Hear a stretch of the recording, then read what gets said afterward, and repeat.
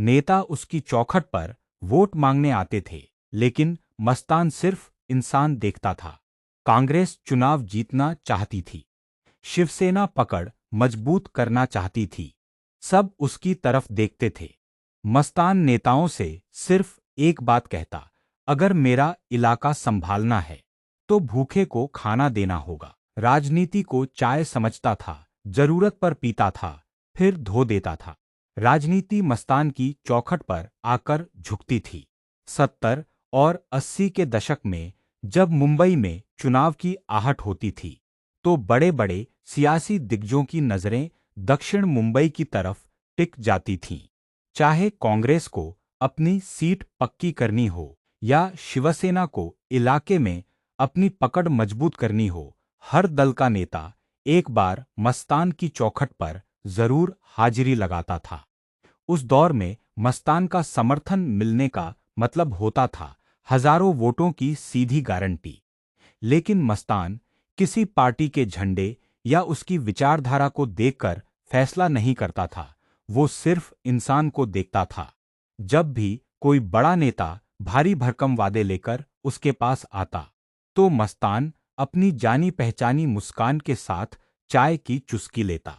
वो नेताओं की लंबी चौड़ी बातों को बीच में ही रोककर सीधे एक ही बात कहता, पार्टी और चुनाव की बातें अपनी जगह हैं साहब। अगर मेरे इलाके की कमान संभालनी है तो यहाँ का कोई इंसान रात को भूखा नहीं सोना चाहिए। सड़कें और बिजली बाद में बनवा देना, पहले लाचारों और बेबसों के राशन का इंतजाम करो। मस्तान राजनीति को बड़े अनोखे अंदाज में देखता था। वो अक्सर अपने खास लोगों से कहा करता था कि राजनीति तो कड़क चाय की तरह है, जब जरूरत हो तब पी लो और काम खत्म होते ही कप धोकर किनारे रख दो। उसने कभी किसी नेता को अपने सिर पर बैठने नहीं दिया और न ही कभी खुद को किसी राजनीतिक पार्टी का गुलाम बनने दिया। लेकिन एक बार चुनाव से ठीक 2 दिन पहले एक बहुत बड़े नेता ने मस्तान के इस दबदबे को चुनौती देने की कोशिश की। उस नेता ने भरे मंच से मस्तान के इलाके में आकर कुछ ऐसा बोल दिया जिसने पूरे माहौल में हलचल मचा दी।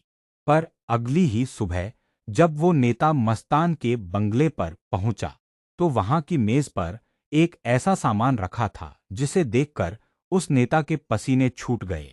अगर आप इस वाकये की अगली सबसे दिलचस्प जानकारी जानना चाहते हैं, तो सबसे पहले नीचे कमेंट बॉक्स में अभी टाइप करें राजनीति।